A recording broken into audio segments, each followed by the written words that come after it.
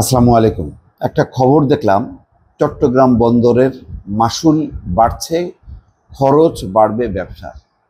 এমনিতে আমাদের ব্যবসা বাণিজ্য নিয়ে আমদানি রপ্তানিকারকরা তারা কঠিন একটা সংকটের মধ্যে আছে। বিশেষ করে মার্কিন যুক্তরাষ্ট্র এই যে শুল্ক চাপানোর পর ব্যবসা বাণিজ্য আরও কঠিন হয়ে যাবে। রপ্তানি বাণিজ্য যথেষ্ট পরিমাণ একটা হুমকির মধ্যে পড়ে গেছে ইতিমধ্যে। সেটা এখনো শেষ হয়নি। সেই দর কষাকষি শেষ করার পর কি হবে কেউ বলতে পারছে না। এর মধ্যে যদি ব্যবসার খরচ, অর্থাৎ এই যে আমদানি রপ্তানি ব্যবসা বাণিজ্য যারা করে বা বন্দর ব্যবহার করে, তারাই তো করে যারা আমদানি রপ্তানি ব্যবসা করে, সেই খরচটা যদি বাড়ানো হয় তাহলে ব্যবসায়ীরা ক্ষতিগ্রস্ত হবে, সরকারও ক্ষতিগ্রস্ত হবে। কারণ আস্তে আস্তে এগুলি গুটায় যাবে। আপনি যত চাপাবেন তত মানুষ সত্যি থাকবে, অন্য পথ ধরবে, অর্থাৎ ব্যবসা বাণিজ্য ছেড়ে দেবে, সংকুচিত হয়ে যাবে।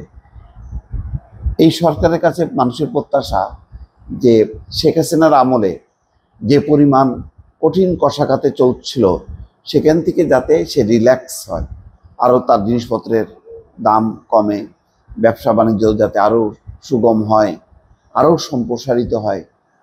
তো সেটার বদলে এখন যদি এই সিদ্ধান্ত নেওয়া হয়, এবং এখন একটা কঠিন সময় যাচ্ছে, সবাই জানেন বিশ্বব্যাপী একটা মন্দাও চলছে, আন্তর্জাতিকভাবে বিভিন্ন পর্যায়ে জ্বালানি তেলের দামও কখনো কখনো বাড়ছে, কখনো কখনো কমছে, যুদ্ধের কারণে বহু জায়গায় ব্যবসা বাণিজ্য বন্ধ।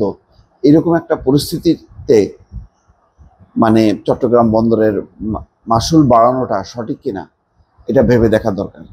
এবং সেটা কত পার্সেন্ট বলা হচ্ছে যে 40% কম বেশি হতে পারে।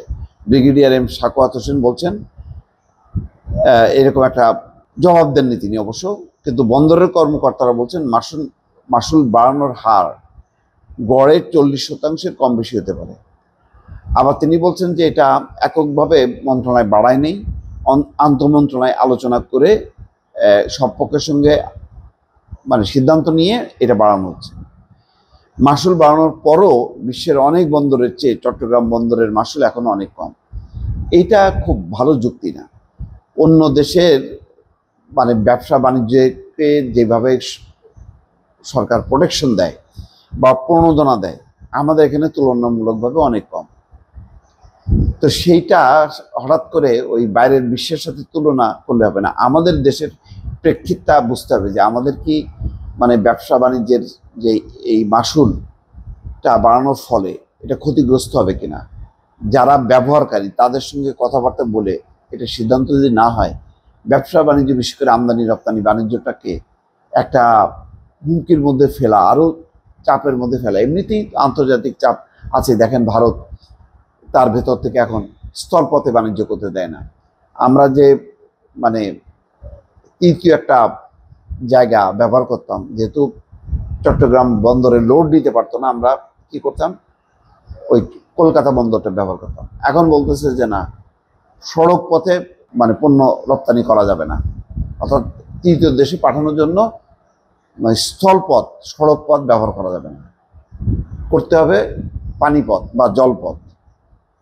সেটা করতে গেলে আবার দীর্ঘসূত্রতা, তারপর সেই পথ ধরে ভারতের বিভিন্ন রাজ্যে যে পাঠানো বাংলাদেশের পণ্য, সেটাও একটা চাপের মধ্যে পড়ে গেছে এবং অনেকেই হতাশ, খরচও বেড়ে গেছে।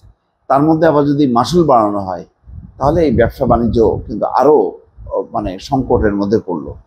এখন সরকারকে সিদ্ধান্ত নেওয়া দরকার যে এই সময়ে এইরকম সংকটজনক অবস্থার দিকে ব্যবসা বাণিজ্যকে ঠেলে দেওয়া ঠিক হবে কিনা। ভালো থাকবেন, আল্লাহ হাফিজ।